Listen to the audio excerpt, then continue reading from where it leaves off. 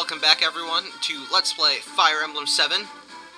I'm Skyheart6 as always, and let's just get right back into the game. The apprentice tactician Sky and the young sword fighter Lyn. The strange pair on an even stranger journey. To prepare for the long road ahead, they go to Bulgar, the commercial center of sake. Unbeknownst to Lyn, she will discover something that will alter her life forever. Two Horsies. Chapter 1, Footsteps of Fate.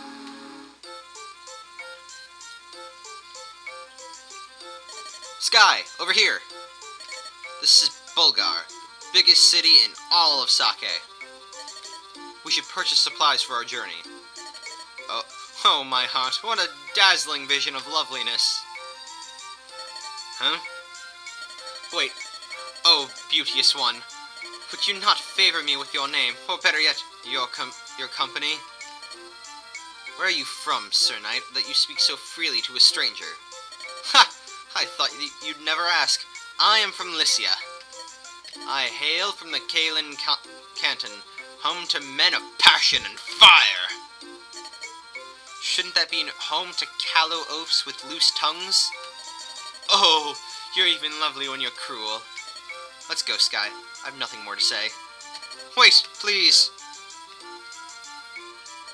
Sain! Hold your tongue. Ah, Kent.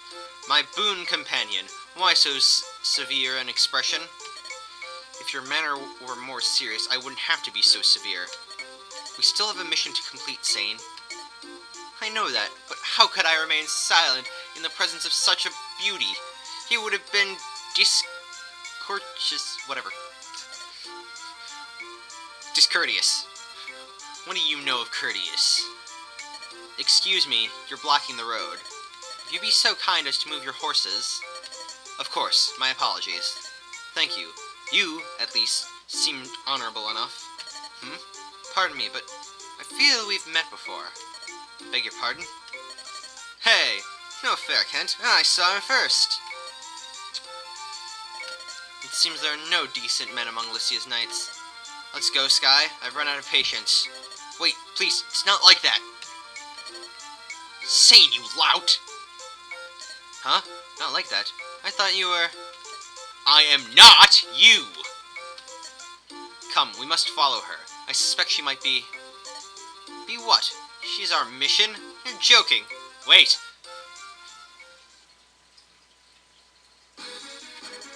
Run! We're being pursued. By those weird knights. Could it be those knights from town? No, it's not them. These men are out for blood.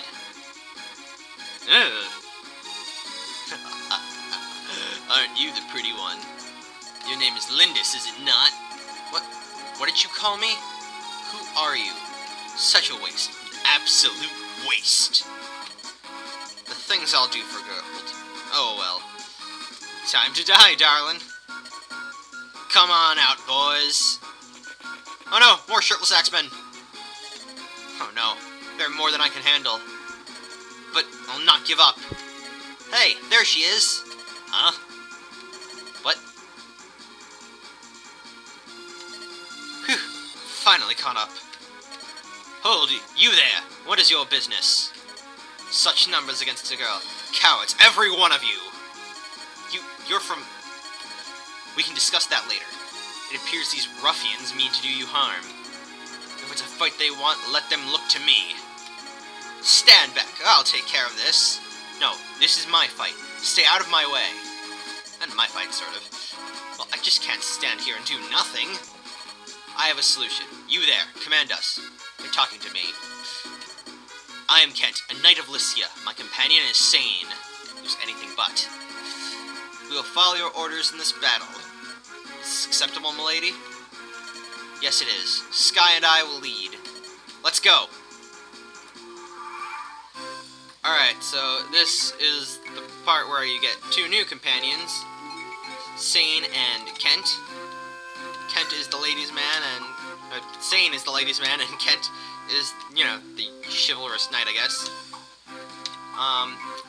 They're also the standard green and red knights of the Fire Emblem series, because you always gotta have those. As far as growth rates go, Sain has 80% for HP, 60 for strength, 35 for skill, 40 for speed, 35 for luck, 20 for defense, and 20 for resistance.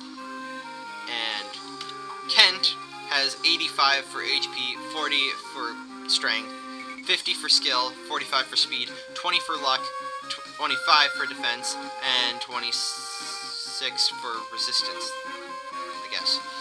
Anyway, as far as they both go, I generally would use Sain over Kent, mainly because Sain gets stronger and more reliable faster than Kent does. But that would be if I was doing this normally. Also, something else to note is the tutorial of this game, or mission, basically explains different terrains.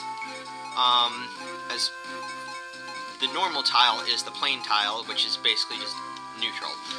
The forest tile, however, as you can see, it gives you 20% more avoid and 1 more defense. So you'll take 1 less damage and you'll avoid more of the time. Also, something explained is the weapons triangle. Sain only has an iron lance, and Kent has an iron sword and iron lance. Basically, Sain will try to attack. Well, the game will force you to have Sain attack this bandit who has an iron axe, and you'll be ineffective. This is because of the weapon triangle, which is basically rock, paper, scissors, where swords beats axes, axes beats lance, and lances beat swords. You just get a small little bonus for having the favorable matchup. So, see here, Kent has 67 and 67 for hit rate, and that's not good. While Lynn has 100. Alright, so I'm just going to attack. I'm just going to move Lynn to this area right here and have her attack this bandit.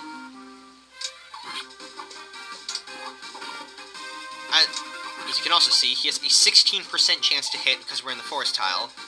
So he's basically never going to hit Lynn.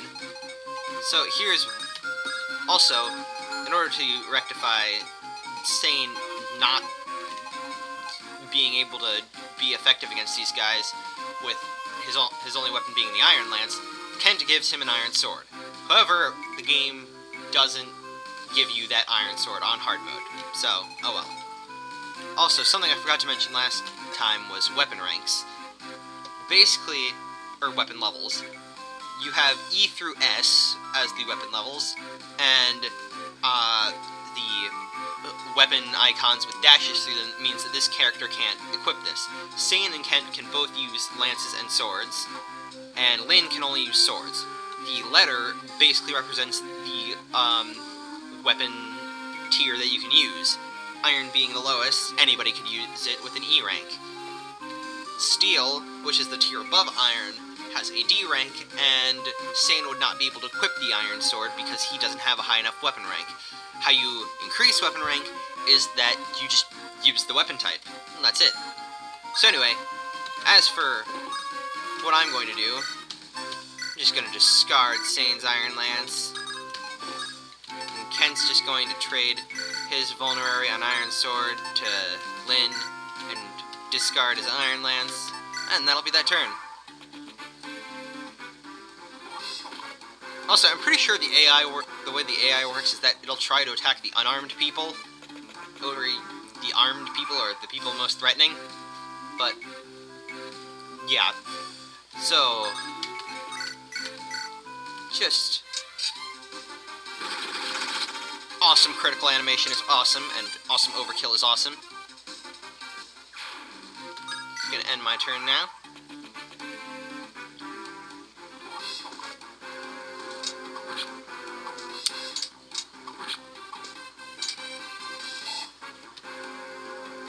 Alright. Let's just keep attacking. Let's go cut some more! Yay, another level up! HP, speed, luck, and resistance. Resistance is nice, but I don't like the lack of, you know, skill and strength. Oh well. So I'm just gonna move Kent away from here so he doesn't get axe murdered. Or Sain. Wait, did I say Sain? I don't know anymore. Kent's going over here too. Also, I forgot to mention the mission of this mission. The objective of this mission is to rout the enemy, which basically means just kill all of them.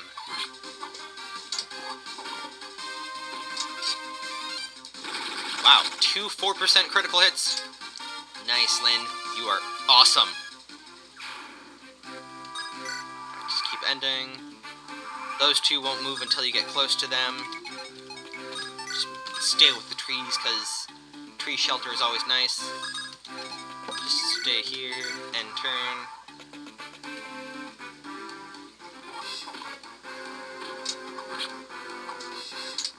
Just cut some more. Alright, let's end this little shirtless bandit's feeble attempts at killing Lynn.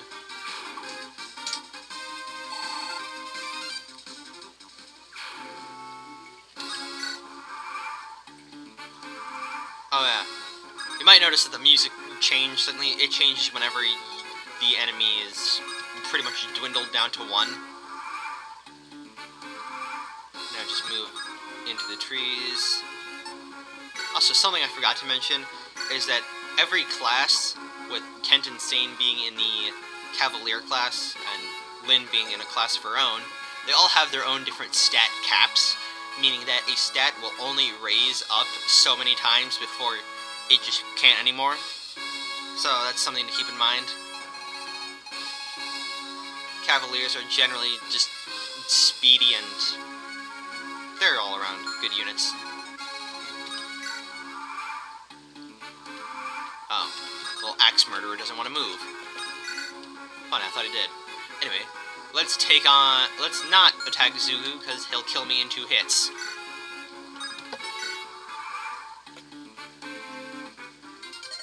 Accursed knights, always tampering in others' affairs. Alright, Lynn has nothing to say on this matter, and she'll just cut you some more.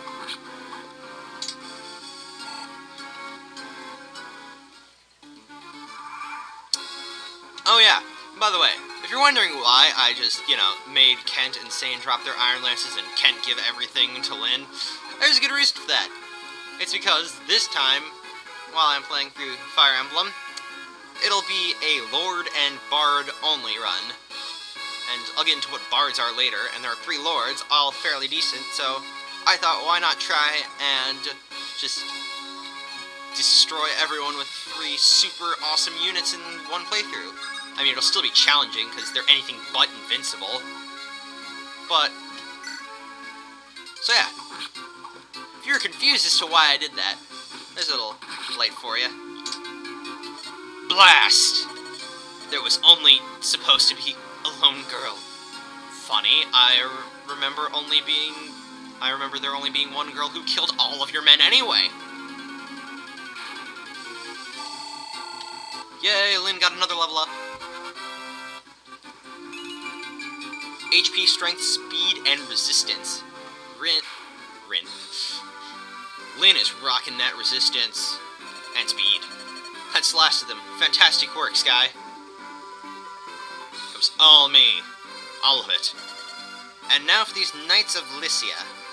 You're going to share your story with me? Yes. We have ventured from Caelin in Lycia in search of someone. Lycia? That's the country beyond the mountains in the southwest, isn't it? Correct. We've come as messengers to the Lady Maidlin, who eloped with a nomad some 19 years ago. Maidlin? Our lord, the Marquess of Caelin's only daughter. He was heartbroken his own daughter would abandon him, so eventually the Marquess simply declared that he had no daughter. And then this year, we received a letter from Lady Madeline. It said that she, her husband, and their daughter were living happily on the Sake Plains. The Marquess was ecstatic to learn he had a granddaughter of 18 years. I remember the smile on his face when he announced that he'd suddenly become a grandfather. The granddaughter's name is Lindis. This is also the name of the Marquis's wife, who passed away at an early age. Lindis? Sounds an awful lot like Lynn, doesn't it? As she should bear this name thawed the Marquis's heart. Now his only wish is to meet his daughter's family at least once. This is why we're here. We didn't know that Lady Madeline died a few days after sending her letter. We only learned this shortly after we arrived here in Bulgar. But we also learned all was not lost. Her daughter yet lives. We heard that she was living alone on the plains. I knew it immediately. You are the Lady Lindis. Why would you think that?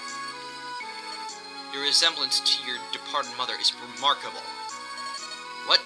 Did you know my mother? I'm sorry to say I never met her directly, but I saw her portraits in Castle Kalin. To the rest of my tribe, I was always Lynn. But when I was with my parents, when it was just the three of us, I was Lindis. It's all so strange. I was all alone in the world, and now I have a grandfather? Lindis. I never thought I would hear that name again. I'll get used to it. Wait. That bandit. He called me Lindis too. What? How could he have? He was the henchman of Lord Lindgren, wasn't he? Lindgren? Who was that? He's the Marquis's younger brother. Everyone assumed the Lady Madeline was gone forever. This made Lord Lindgren heir to the Marquis's title.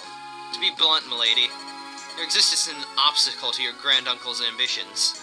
But I have no interest in inheriting any title. Unfortunately, your granduncle is not the sort of man to believe that. I believe that the attempts on your life will persist.